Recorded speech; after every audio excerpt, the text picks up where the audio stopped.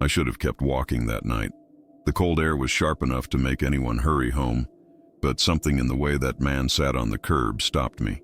His shoulders were slumped, his hands shaking around a watch that didn't tick. Even from a distance, I felt the weight around him, like he had returned from somewhere far darker than the empty street we shared. I didn't know him, yet the moment our eyes met, I felt as if he had been waiting for me. He asked if I could sit for a minute. His voice wasn't desperate, but tired, like someone who had run out of ways to hold their life together. I sat beside him, unsure why.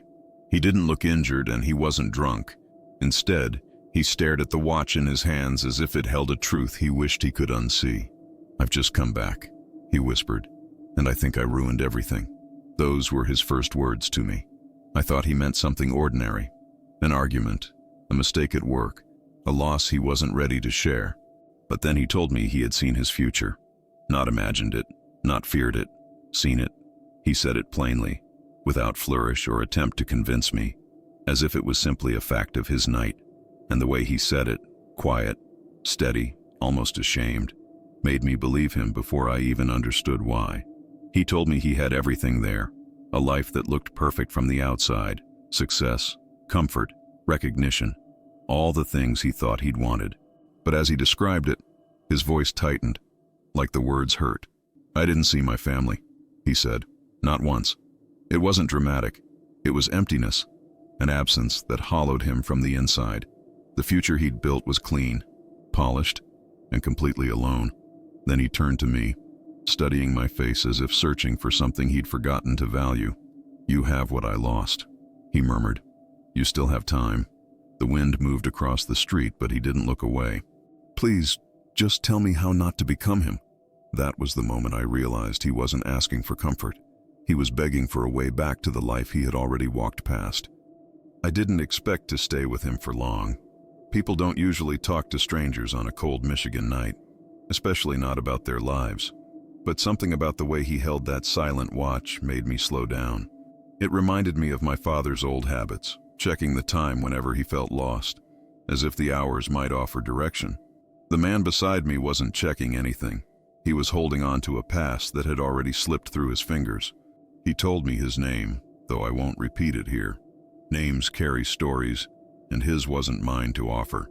What mattered was the trembling in his voice when he said, "I saw the day everything changed." He said it like someone remembering a quiet moment, not a dramatic one. Something small, almost invisible, that pushed him toward a future he never noticed forming. It wasn't one choice. It was all the ones he didn't make. I listened because I could tell he hadn't spoken these words to anyone else. He kept glancing at the houses across the street, at the warm windows, the quiet signs of families settling into their nights. It was as if he couldn't step near them anymore. It felt like looking at a life I walked out of without realizing. He whispered, and then I saw what came after. He didn't describe the success with pride. He barely described it at all. He only said it looked big, polished, and empty. A life full of accomplishments, but without voices calling his name, without small arguments, without laughter, without the presence of anyone who could remind him of who he used to be. When he finally looked at me, his eyes were raw with something deeper than regret. "You still have what I lost," he said quietly. "Please, don't take it for granted." "Hi, my name is Daniel. If you're enjoying the story so far, I'd be grateful if you subscribe to the channel." Have you ever met someone whose regret made you rethink your own choices? Thank you for spending this moment with me. Now let's return to the story. I didn't know what to say at first. Alan sat beside me on the curb, his breath forming a thin mist in the cold air, his hands still wrapped around that silent watch. The street lamps hummed softly above us, casting long shadows that stretched across the quiet Michigan neighborhood. Houses lined both sides of the road. Warm windows, soft yellow lights, the faint sound of televisions and conversations drifting into the night. But all that life felt distant, as if we were sitting somewhere outside of time. "I didn't understand it at first," Alan said. "I thought maybe I landed in the wrong place." He wasn't talking to me the way people talk to a stranger. It was more like he was trying to piece together a memory that didn't fit. It didn't feel real. None of it did. I kept my eyes on the frost forming around the edges of the sidewalk, giving him room to speak. He seemed grateful for the silence I offered him, Silence without pressure, without hurry. When I arrived, everything was clean, he continued. Perfect, organized. My house, my life, my work, all of it. His voice grew tight for a moment, like he didn't trust the memory. It looked like something I would have wanted, or at least something I once thought I wanted. I nodded slowly, though I wasn't sure he noticed. He wasn't looking at me. He was staring across the street, at a house with a porch light glowing softly. A family lived there. I'd seen their kids riding bikes in the summer. Maybe that was why he kept looking in that direction, like he was searching for something familiar. But something was off, Alan said. Something I didn't see right away. He swallowed, the sound small but painful in the quiet. The rooms were quiet. Too quiet. There were no photos on the fridge. No half-finished projects on the table. No jackets by the door. No signs of people. He let the words settle between us. It was just me, and everything I had ever worked for. A cold breeze moved through the street, and he tightened his grip on the watch. I thought maybe they were out. Maybe I needed to look harder. So I opened drawers, checked closets, looked through rooms. I waited. I listened. His voice trembled, but no one came home. He finally turned toward me, his eyes tired but searching. Do you know what it feels like to walk through a life that's yours and not find a single trace of the people who made you who you are? I took a slow breath before answering. I don't, I admitted quietly, but I can imagine it would feel wrong, like something important was missing. Alan let out a breath that sounded like he'd been holding it for years. Yeah, wrong is a good word. He looked back at the watch. And the worst part was how normal it all felt. Like the future didn't need them anymore. Like I didn't need them anymore. The honesty in his voice felt heavy, like it cost him something to say each word. He rubbed his thumb across the cracked glass face of the watch. This used to belong to my daughter. She'd ask me to fix it every week, even when it wasn't broken. I think she just liked the attention. A small, broken laugh escaped him. In that future, the watch was sitting in a drawer, untouched, like a memory someone packed away and never returned to. I didn't speak. I didn't need to. I had everything else, though, he murmured. Every promotion I ever chased, every milestone, every goal I used to think mattered. He closed his eyes, shaking his head, but the house felt like a museum. My life felt like a museum, and I was the only one walking through it. The wind picked up, rustling leaves along the gutter. The world felt strangely suspended, still, observant. I kept asking myself, Alan whispered, when did it happen? When did I stop being the man they needed? He pressed the watch to his forehead, and I couldn't find the moment. I couldn't find the day. It wasn't one thing. It was leaving 1 minute at a time. He opened his eyes again, looking at me not as a stranger, but as someone he was desperately hoping could understand. When I came back, I didn't know what to do with that knowledge. I still don't. Then, with a voice barely above a breath, he said, I just know I don't want to become the man I saw. His words lingered in the cold night air, and for the first time, I felt the weight of what he was asking from me, something deeper than advice. He wanted permission to change. He wanted hope that he wasn't destined to walk into the emptiness he'd already witnessed, and he wanted someone to tell him it wasn't too late. For a long moment, neither of us spoke. There was no rush in that cold stretch of night. No cars passing, no doors opening, no voices drifting from nearby homes. It was as if the entire street was holding its breath with him. Alan kept his eyes lowered, studying the watch as though it could answer questions he hadn't yet learned to ask. I didn't want to touch anything, he finally said. In that future, I walked through the house like I was trespassing. His voice was soft, almost apologetic. Everything felt unfamiliar, even the things I recognized. He paused, hesitating as if testing the memory before sharing it. There was a framed certificate on the wall, something I must have won, some recognition for work I did. I stared at it for a long time, trying to feel proud, trying to feel anything, but all I could think about was how the wall around it was empty. I watched him turn the watch over in his palm, the cracked glass catching a faint glimmer from the street lamp. I started imagining where their drawings would have been, he said, the ones they used to tape up in the hallway. I tried to picture my wife's handwriting on a note by the door, or a backpack dropped in the corner. A quiet breath slipped from him. There was nothing. It was like the house never had a family at all. There was a rawness in his voice that made me shift slightly closer without meaning to. Not enough to crowd him, just enough so he wouldn't feel like he was speaking into the cold. I kept searching, Alan continued, like maybe there was a room I'd forgotten, or a clue, something that would tell me where they went. He shook his head slowly, but every drawer, every shelf, every photograph, it was all about me, my work, my accomplishments, my routines, my plans, like the only life that existed in that future was the one I built for myself. A cold ache settled in his expression. I don't know when it happened. I don't know the day I chose something else over them. But I must have, because the man I saw in that future didn't even look like someone who remembered what mattered. He fell quiet for a moment, and I could hear the distant hum of a heating unit kicking on inside one of the houses. That small sound, so ordinary, made Alan lift his head a little. "You probably think I'm making this up," he said, but there wasn't defensiveness in his tone, only exhaustion. "I wouldn't blame you. If someone had told me this yesterday, I wouldn't have believed them either." I shook my head. "No, I don't think you're lying." He glanced at me, surprised by the certainty in my voice. "I think you're scared," I added softly. "And people don't talk like this unless they're telling the truth."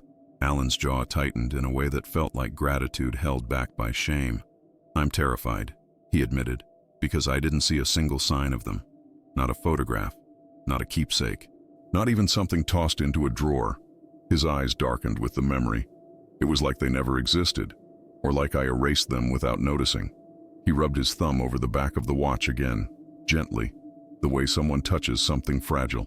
"My daughter used to run up to me when I came home," he said. "Every day, arms open. That little smile that made everything better.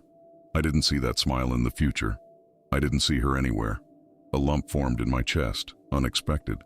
Maybe it was the way he said it, quietly, without theatrics. A man remembering warmth he didn't realize he had lost. I kept telling myself I could fix it, Alan whispered, that maybe I just hadn't looked hard enough.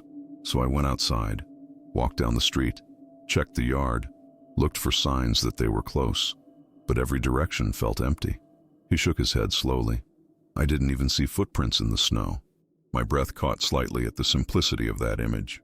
Snow that should have held traces of a life, but instead held nothing at all. "That was the moment I understood," he said. "The future didn't take them from me. I let them slip away."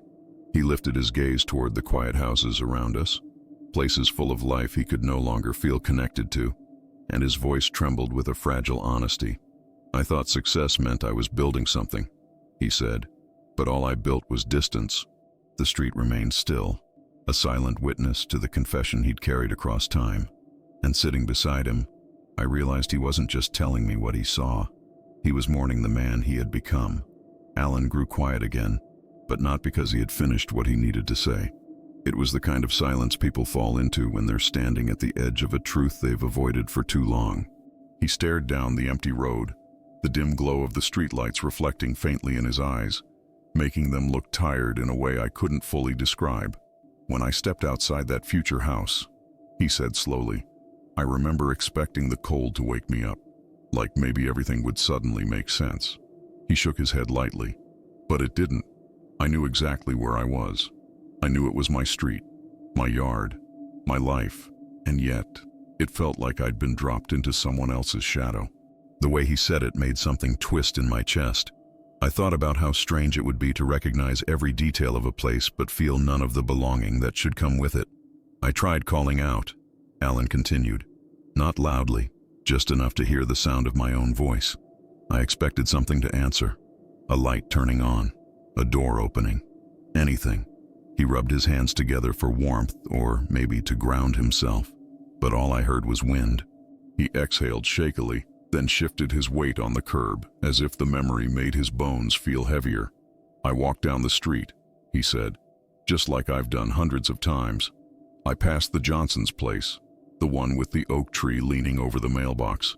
I passed the corner where my son used to wait for the school bus." His voice softened when he added, "I didn't see him in that future, not even a trace." There was no bitterness in his tone, only a quiet ache, like he was holding something fragile he wasn't sure he deserved to keep. "People think losing someone happens in moments," he murmured, "but I think it's slower than that. Quiet, invisible, like watching snow fall until it becomes a wall you didn't see building up. He paused. I think that's what happened to me. I kept telling myself I was doing everything for them, for our future. But the version of me I saw, he wasn't thinking about anyone, not anymore. His words lingered. I thought about my own family, about the way my wife sometimes left the porch light on for me, even on nights she fell asleep early, about how my son would tug at my sleeve when he wanted to show me something he'd drawn. These were small things, almost insignificant, yet hearing Alan, they suddenly felt enormous. What did you do then? I asked quietly. He stared at his hands, his fingers curled around the watch like he was afraid it would slip away. I panicked, he admitted. I started walking faster, then running. I must have looked insane, sprinting through quiet streets, calling out for people who didn't exist anymore. He gave a small, humorless laugh. I kept thinking, this can't be right. I wouldn't let this happen. But every corner I turned, the truth got harder to deny. He swallowed, and the sound was thick with regret. I ended up at the park, he said, the one with the swings that creak in winter. He took a breath, his voice tightening. I used to take my daughter there on Saturday mornings. She'd jump off the swing even when I told her not to. Said she liked the feeling of flying. His eyes softened with the memory. In the future, the swings were still there, but the chains didn't move. There was no sound. Nobody had touched them in a long time. I felt the heaviness of his words settle over us like a second layer of cold. I sat down on one of the benches. He continued, waiting, hoping. I thought maybe I'd see something, anything that would prove I still had pieces of them in that future. A footprint, a discarded glove, a drawing left behind. His jaw trembled, but it was just quiet, like the world had forgotten them. He closed his eyes for a moment as if steadying himself. That was when the fear hit me, he said. Not fear of being alone, fear that I had done this, that I had built a life so focused on success that the people I loved slowly drifted out of it, and I didn't notice. He let out a long breath, the kind that shakes loose memories people don't want to revisit. I couldn't stay there anymore, he whispered. I couldn't stand the idea that I had already failed them. So I came back. His fingers tightened around the watch, knuckles pale. And as soon as I landed, back here, back now, I realized I didn't know what to do. He turned toward me then, really looking at me for the first time since he'd started talking. I saw your house light on, he said softly.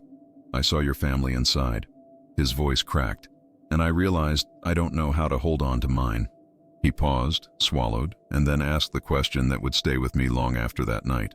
Can you tell me how not to become the man I saw? I didn't answer Alan right away. His question hung in the cold air between us, fragile and uncertain, like something that might break if touched too quickly. The truth was, I didn't know how to respond. Advice is easy when you're not looking into the eyes of someone who has seen the end of his own story and is begging for a different one. I took a quiet breath, trying to gather thoughts I wasn't sure I had. The street around us remained still, as if even the world was waiting for me to speak. I don't think I can tell you who to be, I finally said. But maybe I can tell you what I've learned from the people I love. Alan didn't look up, but I could see the tension in his shoulders soften slightly, like the simple act of hearing another voice had pulled him back from somewhere dark. When you came back, I asked, what was the first thing you thought about? Not the fear, the first memory. He rubbed his thumb across the watch face, then murmured, my daughter running toward me, her hair tied up in that messy braid she never cared to fix. She'd jump into my arms before I even put my keys down. A faint smile appeared, weak but real. She always smelled like crayons and the cheap strawberry shampoo she liked. That's important, I said gently. That's the version of her that lives in you, not the future you saw. Alan took a slow breath, as if he hadn't realized how tightly he'd been holding it. I don't know how to get back to being the version of me who noticed those things, he said. The little details, the small moments. You don't have to be that man again, I said, but you can be someone who tries. He finally looked at me, his eyes raw but focused. There was something vulnerable in the way he studied my face, like he was searching for a map I didn't know how to draw. I think the future showed you the result, I continued, not the path. You saw what happens when someone forgets the things that matter, but you're here now. You still feel the loss. That means you're not that man yet. Alan breathed out, the air trembling in the cold. "It didn't feel like a warning," he whispered. "It felt like a sentence." "It's only a sentence if you stop listening," I replied. "You came back with regret, not indifference. That alone changes everything." He let those words settle, staring at the houses along the street. A porch light flickered in the distance, and his eyes lingered on it, as if imagining another version of himself walking through a warm doorway instead of running toward a future he didn't understand. "I thought success meant being a good provider," he said after a moment. "That the long nights, the extra hours, that all of it meant something. That one day they'd be proud of me." He swallowed. "But when I saw that future, all I felt was distance, like I'd traded something I can't get back." "We all think we have more time than we do," I said quietly, "until something reminds us we don't." He nodded, staring at the ground as though the cracks in the pavement held answers he had overlooked. "I wish I could tell my younger self to slow down," he murmured, "to pay attention, to look at them when they speak, to stop rushing through days like they're steps towards something better." "Maybe you can't talk to your younger self," I said, "but you can talk to the man you are now." Alan closed his eyes for a moment, letting the words find a place inside him. When he opened them again, he looked less like a man running from a future and more like someone trying to understand it. "What if I fail again?" he whispered. "Then you try again tomorrow," I said, "and the next day, and the day after that." I pointed gently toward the houses. "Every day you choose the people you love, even in small ways, is a day you move away from the man you saw." Alan turned the watch over once more, letting the cracked glass catch the faint yellow glow of the streetlight. "It stopped working years ago," he said. "I kept meaning to fix it, but I never made time." "Maybe it doesn't need to work," I suggested. "Maybe it just needs to remind you of what you still have." He stared at the watch for a long moment, and I watched as something subtle shifted in him. Not hope, not yet, but the possibility of it. The faintest spark. "You really think it's not too late?" he asked. "I think the fact that you're asking means it isn't." The night around us felt lighter somehow, as if the weight pressing on him had loosened. Alan wasn't healed. His future wasn't erased, but something inside him had steadied, enough for him to breathe without fear at the edges of each inhale. And for the first time since he sat down on that curb, I believed he might not become the man he saw. For a moment we simply sat there in the cold, not as strangers and not quite as friends, but as two men caught in the quiet between what was and what might be. The night around us felt softer now, though nothing had changed except the weight inside Alan loosening just enough for him to breathe again. He turned the watch over one more time, as if studying a wounded part of himself he had tried to ignore for years. "You ever feel like you're running without seeing where your feet are landing?" Alan asked. His voice was thoughtful, more steady this time. "Like every day is just another step toward something you're supposed to want?" I considered his words before answering. "I think everyone feels that way at some point," I said. "We move forward because we think stopping means we're falling behind." Alan nodded slowly. "That's exactly it. I kept moving, kept chasing. I thought stability required sacrifice. I thought providing meant disappearing a little." He looked down at his hands, then added, "I didn't realize how much of me they needed. Not the success, not the achievements, just me." The simplicity of that truth hung between us. I could tell it hurt him, not because it was complicated, but because of how simple it truly was. "I used to think I had time to fix everything," Alan said, rubbing his palms together for warmth. "I kept telling myself I'd take a weekend off when things calmed down. I'd spend more time with them once I reached the next promotion, once we were financially secure, once life wasn't so busy." He shook his head, a tired smile flickering across his face. "But life never stopped being busy, and I think I started believing I'd have forever." He paused, his breath visible in the cold air. "When I walked into that future," he continued, "the first thing I noticed was how still everything was. No noise, no clutter, no chaos." He swallowed, and for a moment I thought maybe that was good, peaceful even. But then I realized something. He looked at me, his eyes filled with a quiet understanding he hadn't had earlier. Homes aren't meant to be quiet, not the kind with kids, not the kind with love. I let his words settle. They carried the truth of someone who had lived long enough to regret the moments he had treated as small. "What did you do after the park?" I asked gently, curious about how a man processes the sight of his own empty future. Alan let out a long breath. I sat there for a long time. Felt like hours. Then I decided I needed proof. His voice steadied with a strange determination. I needed to see myself. The me from that future. A faint chill ran through me. Not from the cold, but from the thought of standing face to face with the version of oneself who has already failed. "How did you find him?" I asked. He lifted a shoulder in a small shrug. "The house wasn't far. I figured if he lived alone, he'd keep to a routine. Something predictable." He paused. "Turns out he did." There was a weight in the way he said it. "I saw him through the window," Alan continued, "sitting at the kitchen table, eating dinner by himself. No music, no TV, just silence." His voice grew rough. He looked tired.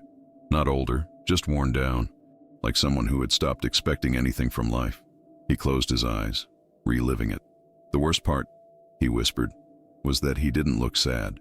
Just empty, like he'd forgotten what happiness felt like." A long silence followed. I didn't interrupt. There are moments when silence is the most respectful answer you can give. "I wanted to knock," Alan said. "I wanted to ask him why he let everything fall apart. I wanted to shake him, but I couldn't, because the truth hit me all at once." He opened his eyes again, meeting mine. He wasn't some stranger. He wasn't a version of me I didn't recognize. He was everything I would become if I kept living the way I was. He inhaled shakily. He didn't even look up from his plate, not once, like he was just fading through his days.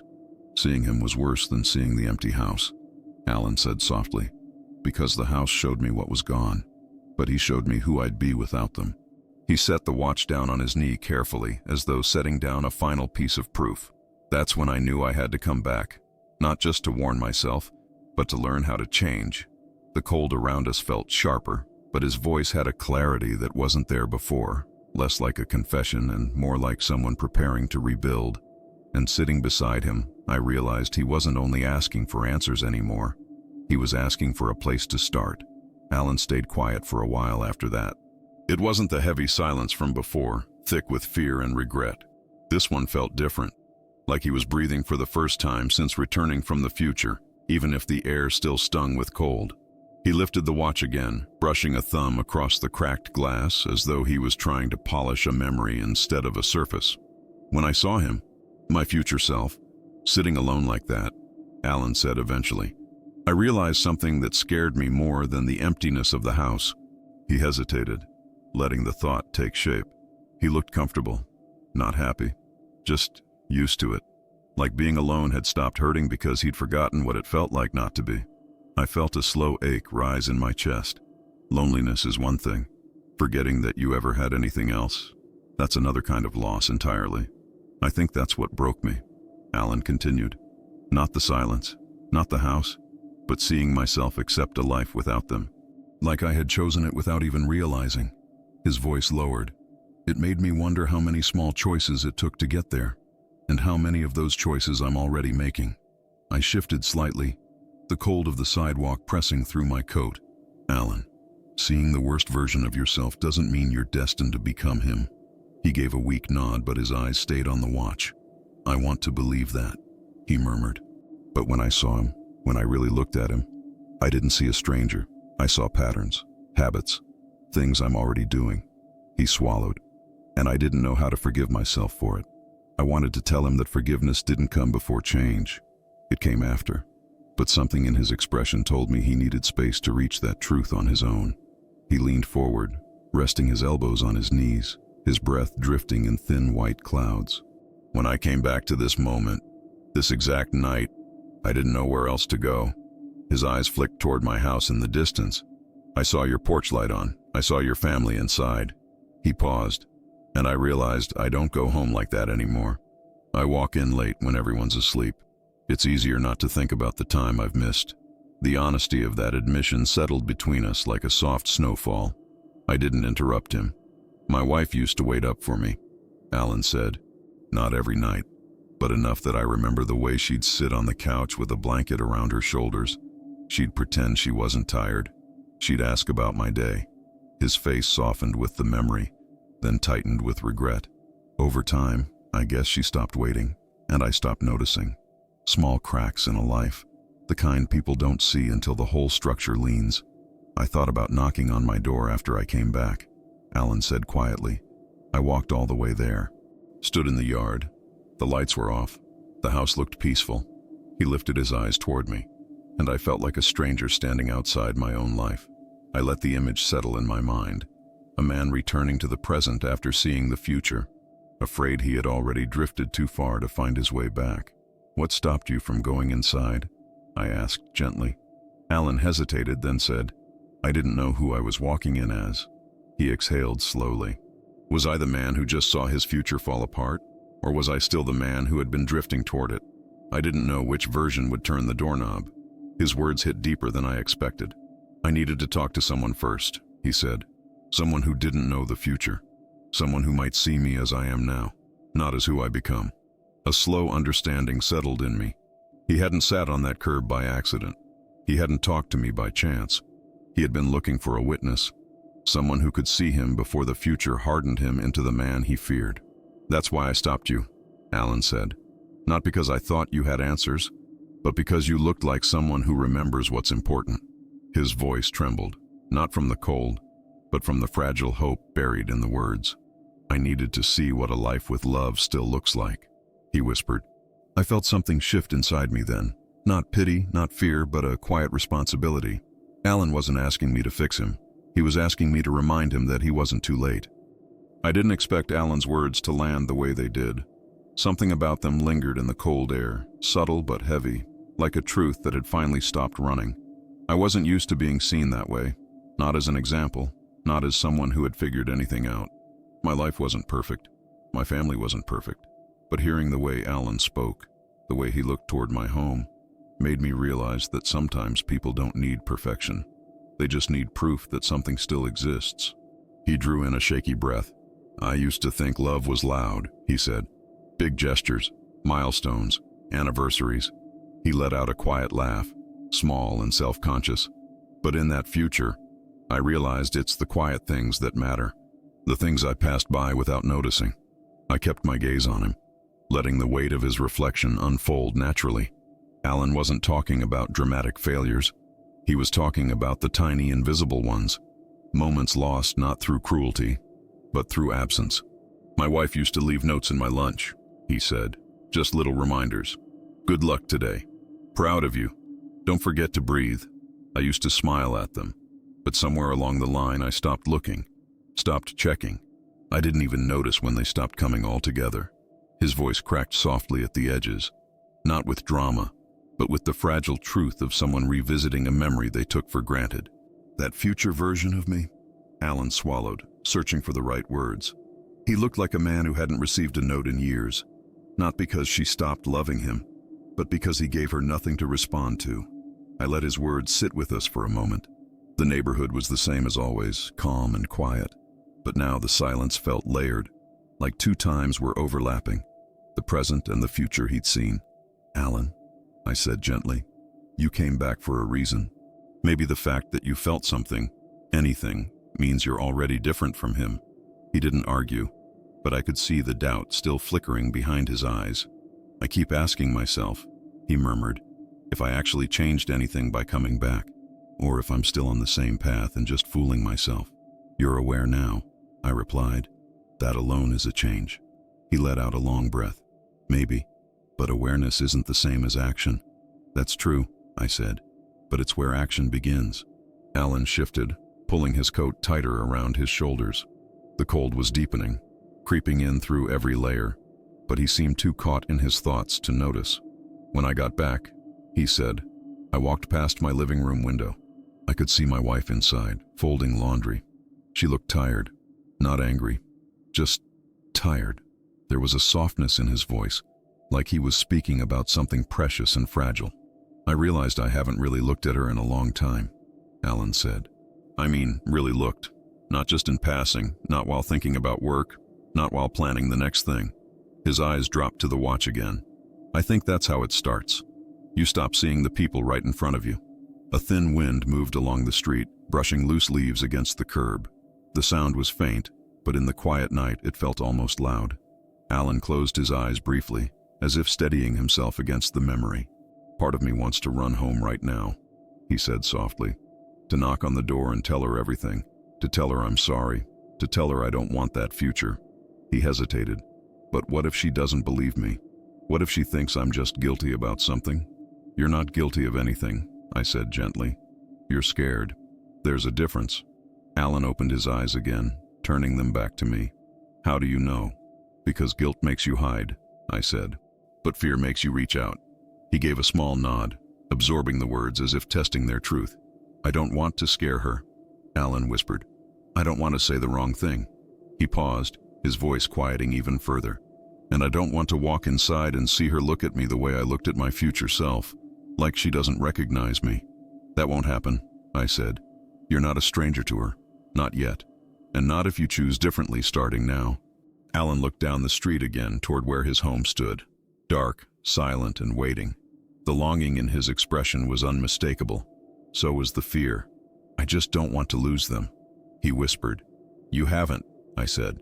If you had, you wouldn't be here talking to me. He didn't move, but something in his posture changed. Just a little. Enough to suggest he was shifting from despair toward a fragile kind of resolve. And for the first time since meeting him, I sensed he wasn't looking back at the future he feared. He was looking toward the life he still had the chance to hold on to. Alan stayed quiet for a long time after that, staring down the road toward his house as if distance alone could reveal the answers he needed. The night had grown colder, the kind of cold that settles into the sleeves and collar and reminds you of how small you are against the world. Still, he didn't move. It was as though stepping away from this moment might send him back into the trajectory he had just escaped.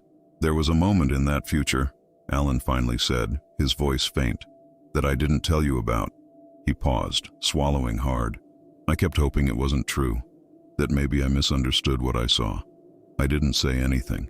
Sometimes silence is the only way to let a truth rise without fear. I went into the garage. He continued. Everything was neat, perfectly organized. Tools lined up, boxes labeled, not a thing out of place. He rubbed his hands together, warming them against the cold. That's when I saw it. A small cardboard box on the top shelf. It had my handwriting on it. It said, keep. Just that. One word. The way he said it made something inside me tighten. What was in it? I asked gently. Alan looked down at the watch again, thumb tracing the edge of its frame. Drawings, he whispered. Old birthday cards. A broken toy dinosaur my son used to carry everywhere. A crumpled paper with a grocery list in my wife's handwriting. His breath trembled. It was like I had gathered all the leftover pieces of my family and packed them away, like memories were clutter to be put in storage. I felt my throat tighten. The image struck deeper than I expected. It wasn't anger I felt then, Alan said. It was confusion. Like I was standing in the middle of my own life and realizing I didn't know the man who lived it. I kept wondering, why did he put everything in that box? Why did he push it aside? Why did he leave it in the dark? He lifted his gaze slowly, and then it hit me. Because looking at that box hurt him. Because remembering hurt him. Because he thought success would eventually ease that pain. He let out a breath that clouded in the air. But it didn't ease anything. It just buried everything deeper. I leaned forward slightly. Maybe he didn't pack it away because he stopped caring, I said. Maybe he packed it away because he couldn't face what he'd lost. Alan considered that, his eyes softening. Maybe. But the damage was the same, he murmured. He lived in a home full of ghosts he couldn't name. The quiet around us deepened, carrying the weight of his words. A few houses down, a dog barked once, then fell silent again. A small reminder that life continued around us, even when our own worlds felt suspended. How did you get back? I asked after a moment, curious about how he tore himself out of a future that had already claimed him. Alan closed his eyes, letting the memory surface. I sat on the steps of that house. For a long time, not moving, not thinking. I felt numb, like I'd stepped into a version of my life where nothing belonged to me anymore. He opened his eyes again, and then, the strangest thing happened. The tone of his voice shifted, not lighter, but steadier, as though recalling a moment that had quietly changed him. I heard something, he said.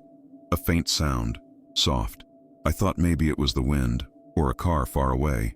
But then I realized it was coming from inside the house. My breath caught, not out of fear, but out of the anticipation of something deeply human. "What was it?" I asked. Alan took a moment before answering. "My own voice," he said. "My future self talking, not loudly, just talking to no one, telling himself he had done the right thing, that he had to keep moving, that it wasn't his fault." He shook his head, but his voice sounded broken, like someone reciting a story they no longer believed. The heaviness of that image sank deep. "That's when I knew I couldn't stay," Alan said. "If I stayed there any longer, I was afraid I'd start accepting it too, afraid that silence would start to feel normal." He pressed the watch to his chest, breath unsteady. I used the watch to come back. I don't even know how it worked. I just remember thinking, I need to go home. And then I was here, sitting on this curb, seeing your house, seeing everything I still have. He looked at me, eyes reflecting the dim streetlights. "That future felt final," he whispered. "But this moment, this feels like a chance." And in the way he said it, I understood something clearly. Alan wasn't just running from his future. He was finally ready to turn toward his present. Alan grew quiet after that, but not in the heavy, suffocating way he had been earlier. This silence felt more like someone standing on the edge of a decision, finally able to see the path beneath their feet. He kept the watch pressed lightly against his chest, as if holding it there might anchor him to this moment instead of the one he had fled. "I don't know why I ended up here," he said softly. "On this street, on this curb, talking to you." His eyes drifted toward my home again, the warm glow of the living room creeping softly through the curtains. Maybe I needed to see a life that isn't broken yet. I didn't interrupt him. Sometimes people have to hear their own words to understand them. "When I saw my family through that window earlier," Alan continued, voice barely above a whisper, "I felt this ache I can't explain. Not jealousy, not longing, something else." He paused, searching. "A reminder of what a home looks like when people still talk to each other, when they still care." I followed his gaze. My wife's shadow moved behind the curtains, adjusting something on the table. The familiar outline of her presence struck me in a way I hadn't expected. I had never thought of my home as anything extraordinary, yet here it was, serving as a lifeline for a man who had seen what it looked like to lose everything. "You think I can fix this?" Alan asked suddenly. "Really fix it? Not just say the right things, but actually change something?" "I think you can start," I said simply. "And sometimes that's enough." Alan frowned slightly, not out of disagreement, but as if trying to understand how something so small could matter. "But what if starting isn't enough? What if I've already walked too far in the wrong direction?" "Then you walk back," I replied, "even if it's slow." He let out a breath that sounded like a crack opening in a frozen lake, quiet, but unmistakably real. "I don't know if I remember how to be the man they need me to be." "That's okay," I said. "You don't have to be him all at once." He nodded, absorbing the idea, though uncertainty still clung to him like the cold. "I keep thinking about that box in the garage," he admitted, "about how I put everything important to me in a place I never look." He rubbed his thumb along the watch's edge. "Maybe that's what I've been doing all this time, pushing the parts of my life that matter into corners because I was too busy chasing something else." "You weren't trying to lose them," I said gently. "You were trying to build a life for them." Alan gave a quiet, painful laugh. "I got so good at building, I forgot to live." For a moment, neither of us moved. The street felt suspended again, the kind of stillness that makes you forget time is passing at all. Then, unexpectedly, Alan spoke again.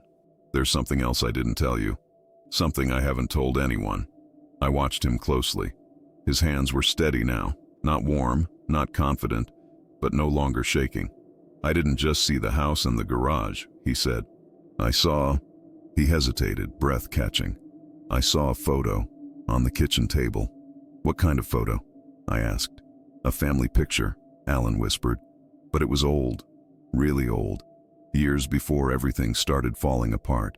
My wife, my kids, all smiling. And me." He paused, voice breaking in a fragile, honest way. I looked tired in it.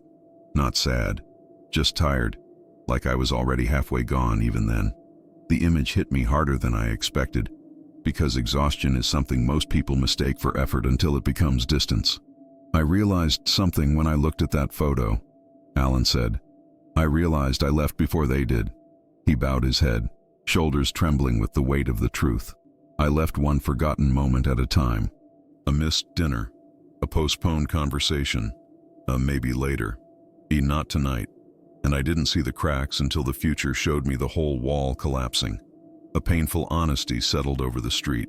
And when I saw that picture, Alan whispered, I understood that I wasn't just losing them. I was losing myself.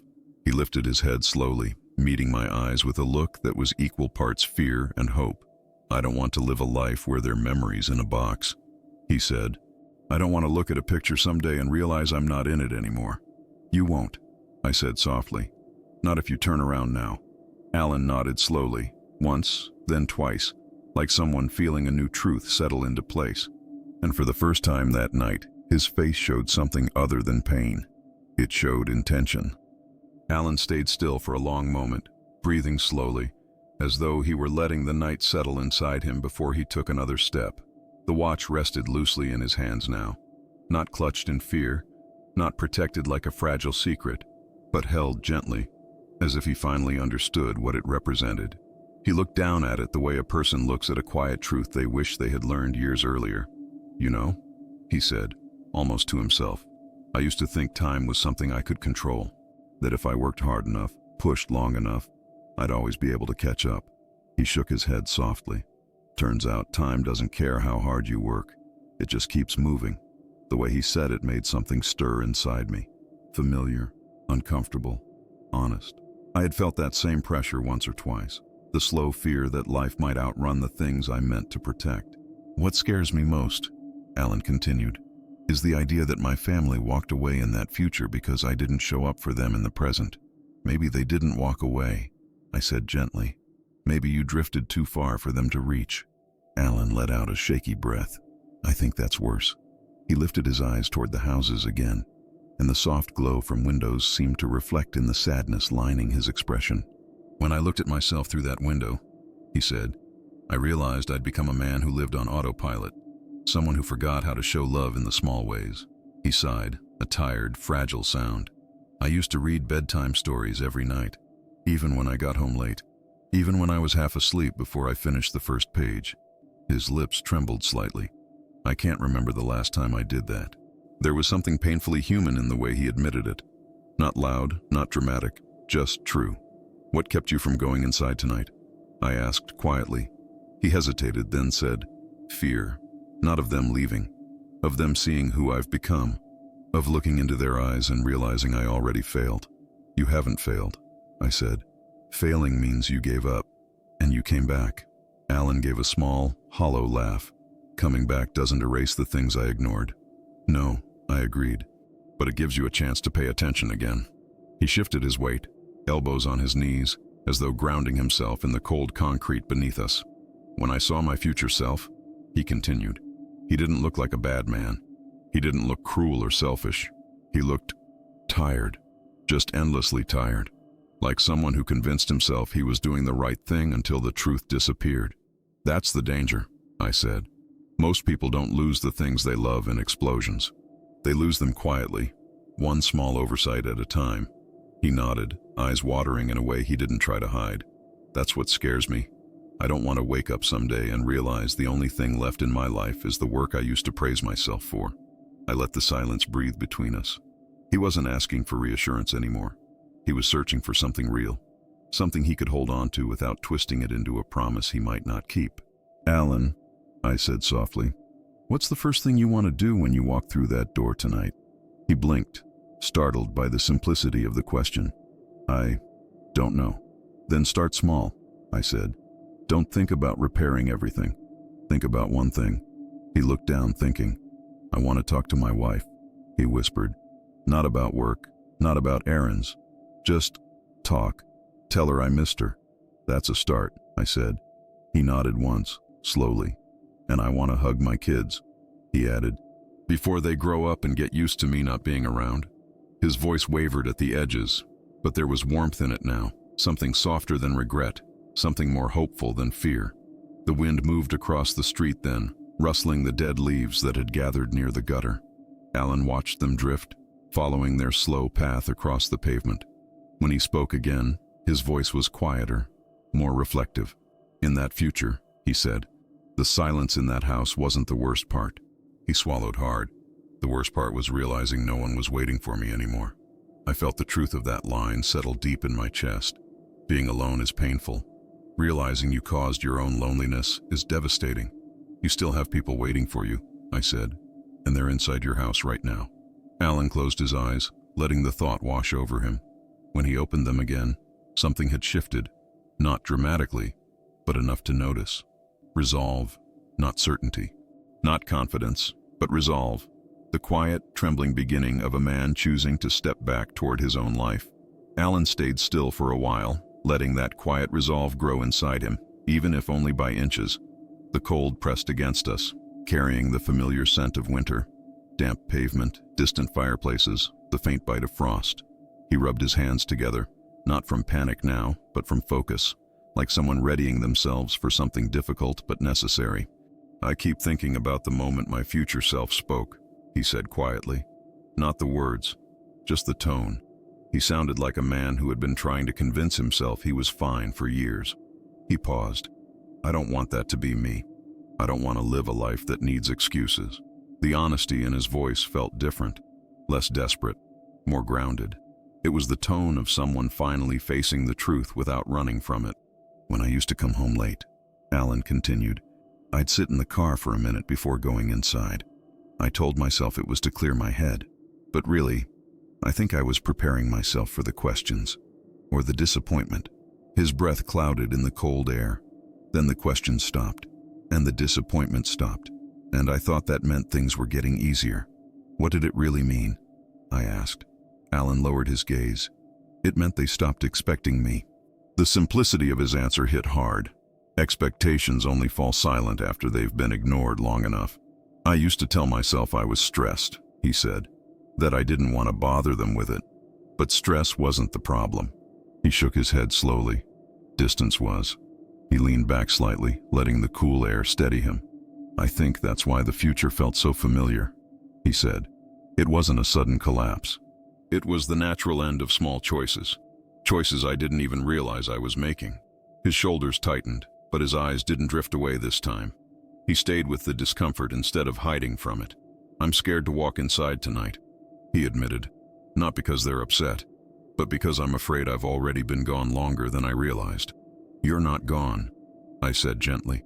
You're sitting here telling the truth instead of pretending everything's fine. Alan breathed out slowly, almost like relief. I guess honesty counts for something. It does, I said. And so does showing up. He nodded, wiping a hand over his face as if clearing away years of exhaustion. I used to rush through the door, he said, drop my keys on the counter, eat whatever dinner was left, then sit in front of the TV because my mind didn't know how to shut off. He paused. I didn't notice when she stopped asking how my day was, or when the kids stopped waiting to tell me theirs. Life gets loud, I said softly, and the things that matter most are often the quietest. Alan looked at me with a kind of gentle understanding. It's strange, he said. I spent so long chasing a future I thought would make things easier. But the future I saw wasn't easier. It was just quiet. He swallowed. Too quiet. A soft wind passed through, and a porch light flickered somewhere down the street. Alan watched it for a moment, and I could see him imagining his own home. Imagining what he'd find when he walked in. What he'd try to repair. What if they don't believe I've changed? He asked. Then let them see it, I said. Day by day, small things, consistency. And what if I slip back? What if I get lost again? Then you stop and you start over. There's no fixed path for this. Alan nodded slowly, the movement thoughtful. I keep thinking about that future kitchen table, he said. The empty chair across from mine. The silent room. I don't ever want to sit in that chair again. His voice grew steadier. I want to earn my family back. I don't want to wake up alone one day and wonder how it happened. He looked down the street again toward his home, the place he'd avoided entering earlier, the place that now felt both like a refuge and a challenge. Do you think they'll understand? He asked. I think they'll feel it, I said. Change isn't always loud. Sometimes it just starts with being present. He swallowed, absorbing the idea. Being present, he repeated softly. Maybe that's all I needed to do. For most people, I said, presence is love. Alan let out a breath that shook, but the tremble wasn't fear this time. It was clarity. I want to be present again, he said. I want to be someone they can reach. And you can be, I said, starting tonight. For the first time since he began telling his story, Alan sat up straighter, not confident, not sure of every step ahead, but ready to face it. He wasn't just returning from the future anymore. He was ready to return to his life. Alan shifted on the curb, his posture no longer collapsing inward but slowly opening, as if a weight he had carried for too long was beginning to ease from his shoulders. The night air was sharp enough to sting, but he didn't seem bothered. The cold no longer felt like something pressing down on him. It felt like something keeping him awake. I want to tell them the truth, he said finally. Not everything. I know I can't explain all of this, but enough so they know I'm not drifting anymore. You don't need to explain the future, I said. Just explain the present. Alan nodded, staring down the quiet street. It's strange, he murmured. I've spent so much time worrying about the future that I forgot the present is where everything actually happens. That's where the cracks form, I said softly, and where they heal.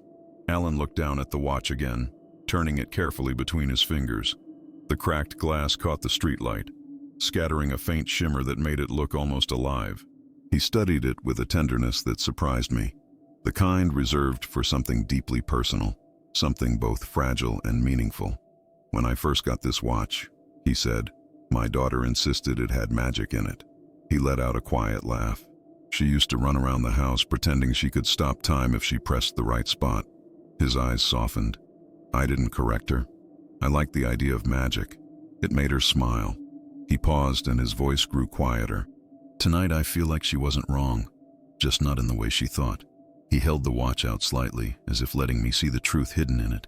Maybe this watch didn't control time, but it did show me something I needed to see, something I wouldn't have faced otherwise. He closed his hand around it again, the motion gentle. I think she gave me something more important than magic, he added. She gave me a reminder of what time is worth. The simplicity of the statement settled between us with surprising weight. So what now? I asked. Alan took a long breath, letting it steady him. Now I go home, he said. The words were soft but firm, like a decision that had been forming slowly in the background, waiting for the right moment to be spoken aloud. I don't know what will happen. I don't know if they'll forgive me, but I can't stay on the outside of my own life any longer. He looked toward his house, just a few blocks down, visible only as the faint outline of rooftops and the pale glow of a porch light left on for someone who might return. I'm scared, he admitted, but I think that's good. It means I care. Fear is a sign of something worth protecting, I said. He nodded slowly. When I saw myself in that future, alone, I felt like I was looking at the end of a story I didn't want to read. He paused. But being here, talking to you, it reminds me that stories don't end unless we stop writing them. There was something new in his voice, a softness that felt like humility and a quiet strength beneath it.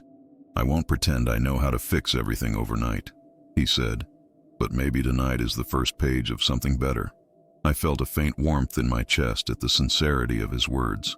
The kind of warmth that comes from seeing someone take responsibility not out of guilt or obligation, but out of love.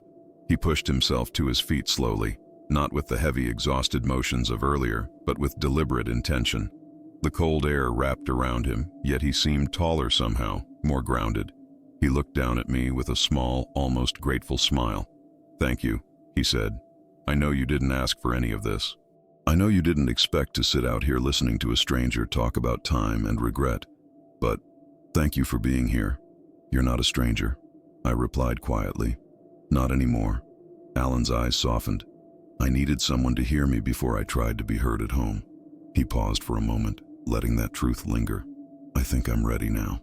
He adjusted the watch in his hand, then tucked it gently into his coat pocket, like someone placing a memory back where it belonged, not to hide it, but to carry it forward. The street around us remained still, the night thick with a calm that seemed to acknowledge his decision. And for the first time since this conversation began, the quiet felt hopeful rather than heavy. Alan took one last look toward my home, the warm light glowing softly behind the curtains, and then turned his gaze down the road toward his own. I don't know what tomorrow looks like, he said softly, but I want to see it with them. He stepped away from the curb, not with certainty, but with purpose. And I knew then that whatever future he had seen, Whatever fear had driven him back to this moment, it no longer controlled him. He was choosing a different direction, one small step at a time.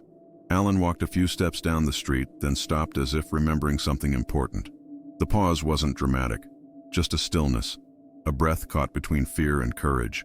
He turned back toward me, hands shoved inside his coat pockets, eyes reflecting the faint glow of the streetlights. "Do you ever think," he asked quietly, "that maybe we only understand what matters when we're close to losing it?" His question carried no bitterness, only a tired honesty, the kind that comes after a long night of unspoken truths. "I think we understand it in moments," I replied, "but we forget. Life gets loud. It pushes the important things into corners." Alan nodded, absorbing the thought. "That's what happened to me," he said. "I let everything that mattered slip into the background, and I blamed the world for being busy instead of seeing that I was the one stepping away." He walked back toward me, just enough to stand beside the curb we had shared for so long that night. "I've been replaying the future in my head," he said. "Not the empty rooms, not the silence, but that version of me sitting alone at the table." His breath wavered. I keep wondering what he was thinking, what story he told himself to make peace with that emptiness. He paused, eyes distant. "I think he convinced himself he had done his best," Alan said, "that everything he built meant something. But when I looked at him, he didn't look like a man who had done his best. He looked like someone who had forgotten why he started." There was a quiet vulnerability in his voice, the kind that doesn't ask for pity, only understanding. "Do you think he knew I was watching him?" Alan asked. "No," I answered. "I think he was too far inside his own regrets to notice anything beyond them." Alan exhaled, and the cold carried his breath into the night. "Then maybe that's the part I need to change," he said. "Maybe I need to stop living inside my own head long enough to see the people around me." He looked toward his home again, the faint outline of it comforting and intimidating all at once. "I want to remember what it feels like to walk through the door and be greeted. I want to remember what it feels like to be missed." "You are missed," I said softly. "More than you know." Alan didn't respond right away, but something warmed in his expression, something quiet and hopeful. "My son used to wait at the window when I came home from work," he said. "He'd tap the glass and wave both arms like he was signaling an airplane." A small, fragile smile touched his lips. One day he stopped waiting. I didn't even realize it until tonight. Memories drifted between us like fog. Soft shadows of lives lived in small rooms filled with laughter and interruptions and ordinary love. "I think I forgot how to be present," Alan admitted. "I thought being a good man meant giving them a good future. I didn't realize they needed me in the present first." "Most people make that mistake," I said, "but not everyone gets a chance to see where it leads." He looked down the street again, quiet but anchored. "Seeing the future didn't change me," he said. "Seeing what I lost did." He shifted his weight, hands tightening in his pockets. "I don't want my kids to grow up thinking of me as the man in that future house, the one they don't look for anymore." I nodded. "Then be the man who comes home." Alan took that in with a deep, steadying breath. The night around us felt softer now, not because anything external had changed, but because he had. "Can I ask you something?" he said suddenly. "Of course." "What do you think they'll say when I walk in? What do you think they'll feel?" I thought about the answer, really thought about it, before speaking. "They'll feel surprised," I said honestly, "but not in a bad way. They'll wonder why you look different, why you're really looking at them for the first time in a while." I paused. "And eventually, they'll feel relief." Alan's eyes glistened, not with tears, but with the kind of emotion people try not to acknowledge in public. "Relief," he repeated softly. "I hope so." He stepped away again, only a few paces, but this time he didn't hesitate or turn back. The air between us shifted, no longer filled with confession, but with a quiet, growing determination. And suddenly, it struck me how strange the night had become. A man who had traveled through time wasn't asking how to fix the future. He was asking how to be present long enough to earn it back. And for the first time, he looked ready. Alan walked a little farther this time, slow but steady, as if testing whether the road beneath his feet was truly leading him somewhere better. The street lamps cast long shadows behind him, stretching out like faint echoes of the man he had been trying to outrun. But with each step, he seemed less haunted by them. "I keep thinking about something," he said without turning back. "When I was younger, I used to imagine the future as this place where everything would finally make sense. He paused, then faced me again. But the future I saw didn't make anything clearer. It just showed me what gets lost when you don't pay attention. He returned to where I stood, not because he was retreating, but because he wasn't done holding himself accountable. There were pictures missing from the walls, he continued, laughter missing from the rooms. Even the smell of our home was gone. His eyes darkened with memory. It felt like walking through a life that had been cleaned of anything human. I waited, letting him speak at his own pace. I think that's what frightened me most, Alan admitted. Not that my family wasn't there, but that my home didn't carry any trace of love. He fell silent, then added, "Homes hold energy. They hold stories. But that future house? It was silent, like someone pressed pause on the world." He rubbed the watch in his pocket unconsciously, as if grounding himself. "Maybe that's why I heard my own voice in the kitchen," he said. "Why it sounded so wrong. I wasn't talking to anyone. I was filling the silence because I couldn't stand it." I felt a cold shiver, not from his words, but from imagining myself in his place. Regret so deep it forces you to speak just to hear something alive. Seeing myself like that. Alan's voice trembled. It felt like watching a stranger lose everything, and knowing I was the one who taught him how. The street stayed quiet, offering no judgment, only space. "You know what I realized out there?" he asked. "What?" "That the future isn't something you walk into one day. It's something you build without noticing." He pressed his hand lightly against his chest. "Every choice, every small moment, every time I said later, every time I missed a bedtime story, or ignored a conversation because I was tired." He swallowed, breath unsteady. Those little things weren't little. They were bricks, and I built a wall without meaning to. I let his words settle before speaking. "Walls can be taken down," I said, "one brick at a time." Alan considered that, nodding slowly. "I want to start tonight, before the wall gets any higher." He let out a soft exhale. "I want to go home before the person I saw becomes the only version of me that exists." A soft breeze blew past us, carrying with it the distant sound of a car door closing somewhere blocks away. Life around us kept moving, even at this late hour, but in a slow, ordinary rhythm. Alan watched the movement with a fragile gratitude, like he was relearning what simple things meant. "Do you believe in second chances?" he asked. "I believe in first steps," I replied. "Second chances grow from those." He absorbed that, then said, "Maybe that's enough." He looked toward his home again, closer now, no longer a distant idea but a real place waiting for him. "I know they're probably asleep," he said, "but I don't want to wait for morning. I want them to feel it when I walk in, even if they don't know why yet." "That's how things begin to change," I said. Alan hesitated, then confessed something new. "I'm afraid I won't know how to talk to them," he said. "It's been a while since I've been fully present." "Then listen first," I said. "People open up when they feel heard." A faint, hopeful expression tugged at the corner of his mouth. "I used to be good at that," he said. "Listening. You will be again." He took a step back toward the direction of his house, then paused. The me in that future, he didn't look angry.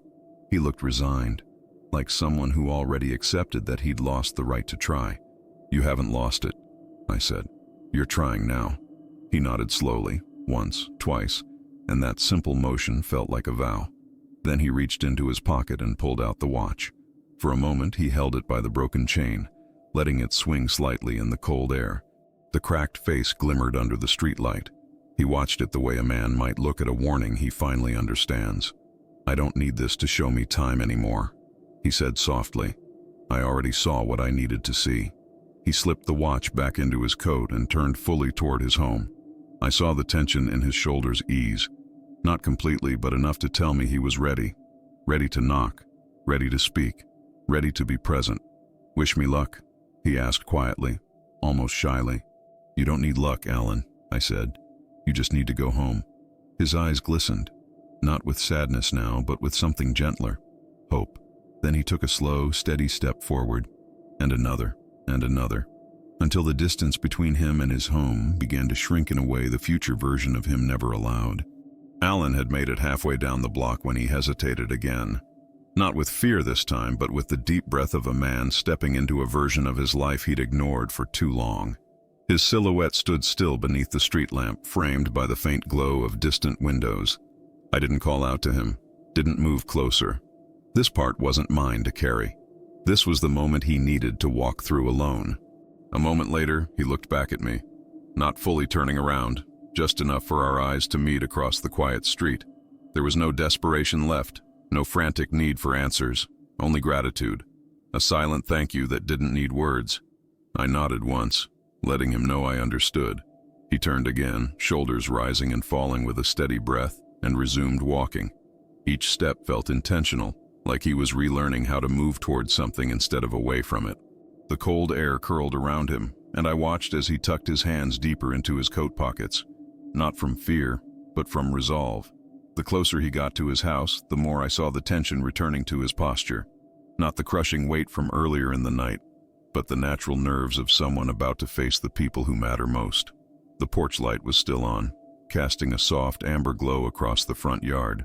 It flickered slightly in the wind, as if urging him forward. Alan stopped at the foot of his driveway, staring at the familiar shape of his home. The curtains were pulled halfway closed, leaving just a sliver of warm light visible inside, the kind of light that made winter nights feel softer.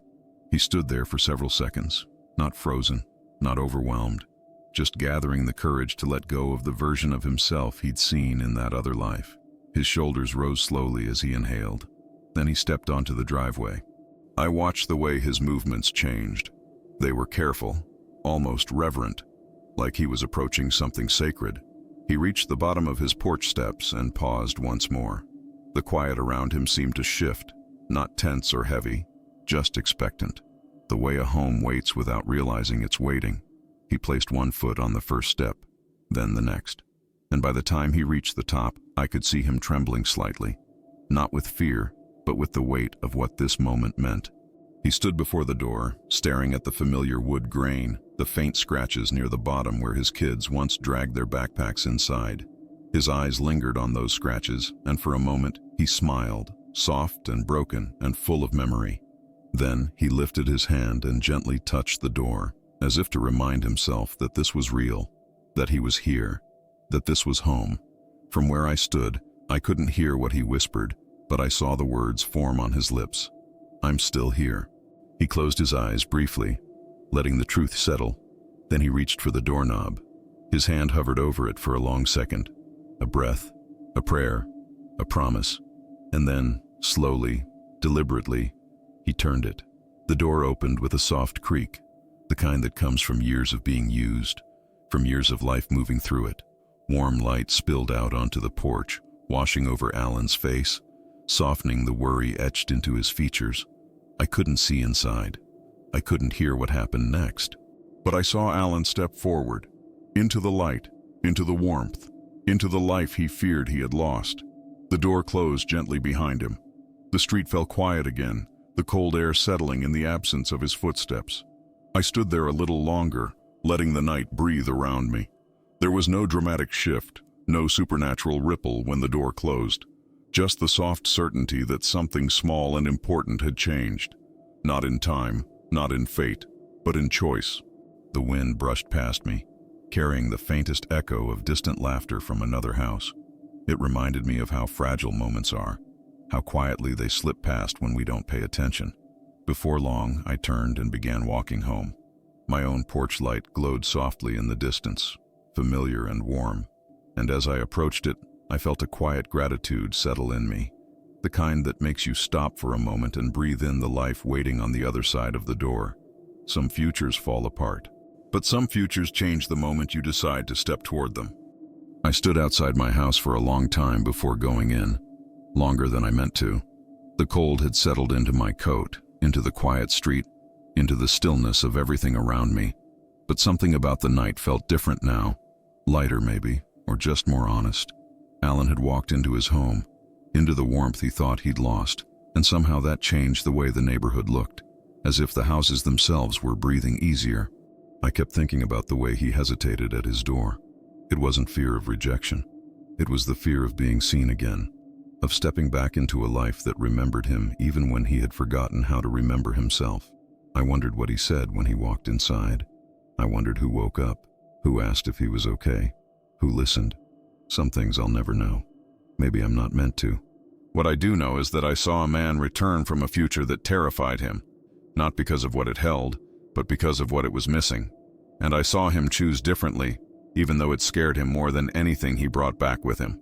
That choice felt small in the quiet night, but small things are where everything begins. As I opened my own door, the familiar warmth met me gently. My wife was asleep on the couch, the lamp still on beside her, a blanket draped over her shoulders, a book open on her lap. She must have been waiting for me, even if she hadn't meant to. I watched her breathe for a moment, steady and soft, and felt something settle inside me. Not fear, not regret, just a reminder. Time keeps moving, but so do we, one decision at a time. And sometimes, that's enough to change everything.